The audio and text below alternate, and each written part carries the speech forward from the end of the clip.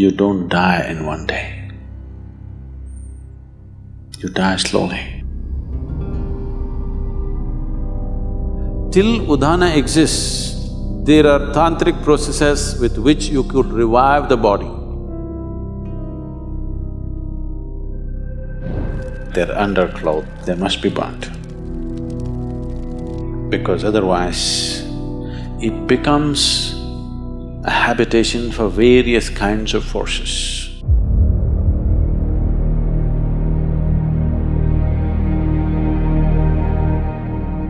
Namaskaram, Sadhguru.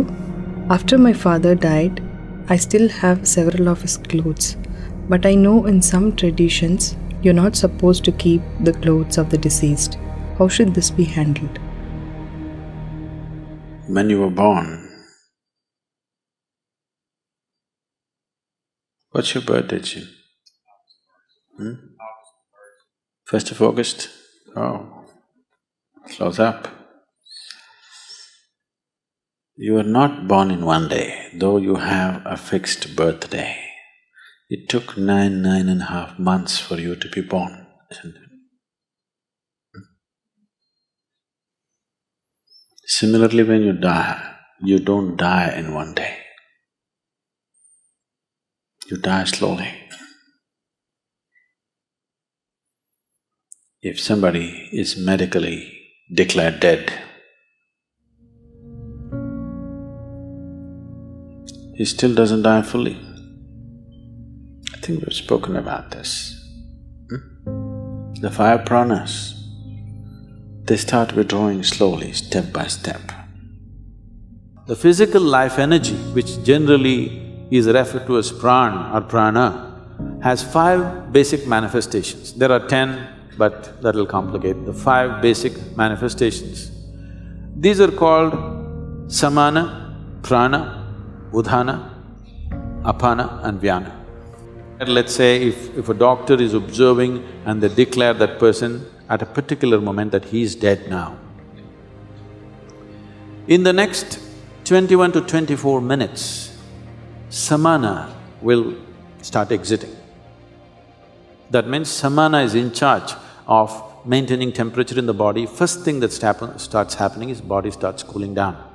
The traditional way of checking whether somebody is dead or alive is, they'll feel the nose. If the nose has gone cold, that's how they concluded that he's dead. They wouldn't check the eyeballs and other things, they would just check the nose. If nose has become cold, that means he's dead. So samana exits at that time. Somewhere between 48 to 64 minutes, prana exits.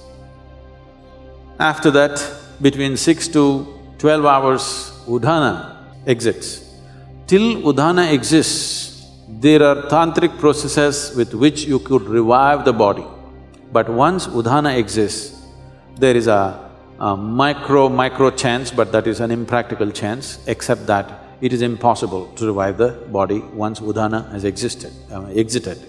The next thing is apana, somewhere between 8 to 18 hours, this exits. The vyana, which is the preservative nature of prana, will start exiting from beyond that. It can continue to exit up to 11 to 14 days if it's a normal death. It happened one day, Shankaran Pillai was rummaging through the closet, and after some time, wife came and asked, "What are you doing?" He said, "No, nothing. I'm not doing anything, nothing." The wife said, "What are you saying, nothing, nothing?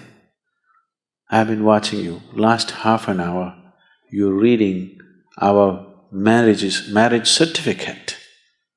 What's the matter?" Shankaran Pillai said, "I've been looking for the expiry date."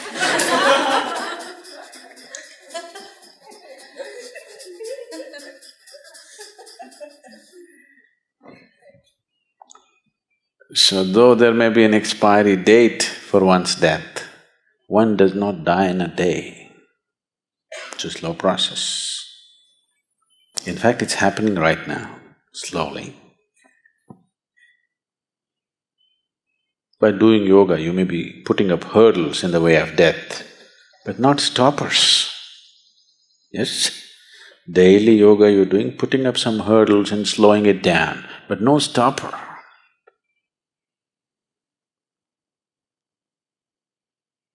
So,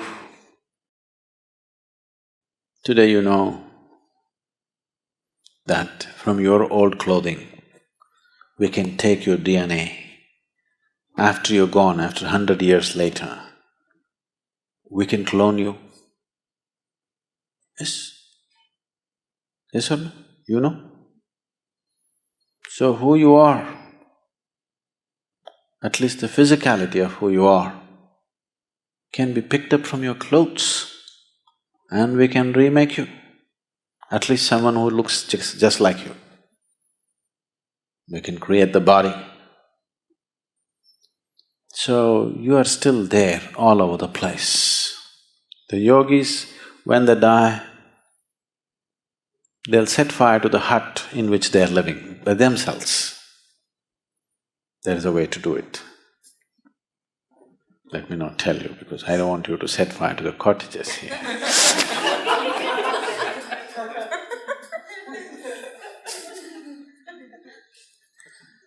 So they always set fire to the hut in which they are living because they don't want even a single molecule of DNA to hang around and live, because in some way your physical body is still hanging around.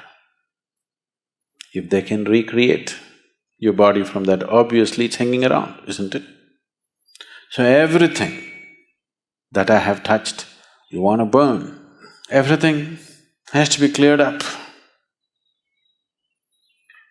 It's because of this is the one main reason why people want to keep their physical possessions so minimal on the spiritual path.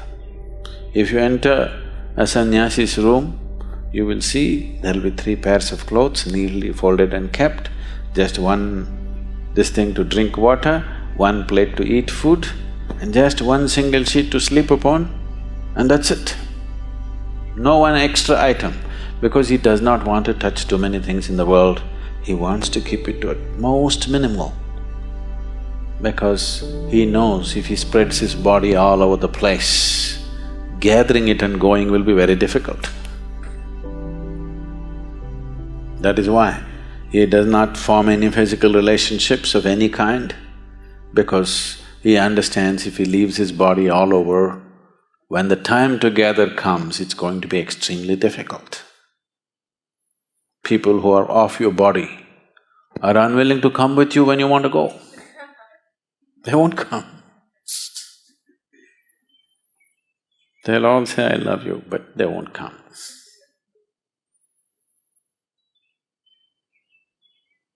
So, when someone dies, depending upon who he is, accordingly these things must be handled. In today's world, when people have gathered enough clothing for 3 lifetimes, enough footwear for 10 lifetimes, burning all that would be sheer waste. And anyway, their way of existence and the way they exit is such, invariably they have to find root in this earth once again. No point burning all that. At least those things which are very closely, intimately involved with the body, like their underclothes and other things, must be burnt. They must be burnt. Because otherwise, that being will not go easy. He will not know, he does not have the discretion to understand whether he should be here or there. He cannot make any decision. There's no decision-making capability because there's no discretion. Once the body is gone, the discretionary mind is gone. So there is no decision, only by tendency. There are too many things here which belong to the body, it just hangs around, particularly in the first few days. So, in one's home, if there are lots of used clothes, which is a problem with the Western world again, because of the type of clothing and the structure of the society, the things are such, you may be wearing a jacket for 6 months and it may not be washed. Yes? You use it and you hang it there because it's a cold country and maybe you don't sweat so much, use it and put it there. Such a thing is not possible in India. If you use something, it has to be washed now. The nature of the clothing, the atmosphere and the social structures are such, but that is changing again there also because most people are wearing clothes made in China, not anymore made in India.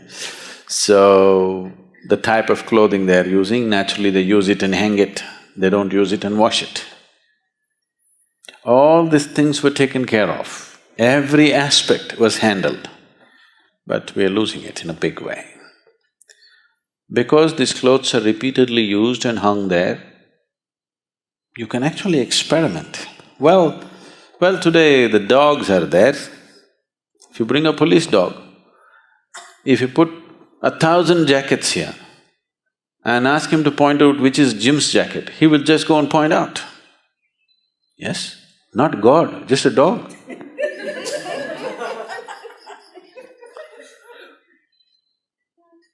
So obviously, who you are is hanging there in the jacket in many ways, isn't it? That even a dog can see it. So, once it is like this, when a person has departed and his body is still hanging around in many forms, it becomes a habitation for various kinds of forces. Not only for that person's energies hanging around, for various other kinds of forces. Unoccupied body, your jacket is, in a way, which is not a good way to leave it. So, either they immediately wash it. In India, if they're expensive clothes, they will wash all the clothes. Within the first 10 days or 11 days, they'll wash all the clothes and distribute it to many places, never to one place. You don't take all your clothes and give it to one family. You make sure the jacket goes here, trousers goes there, that goes there, this goes there, so that it gets too spread out to make any significance. Significant presence is not there. Otherwise, all the things which are intimately with the body, just burn it. One of these things must be done. Either you must give it away across the 50 states so that the old man does not remain confused as to where to go, or you must just burn it up.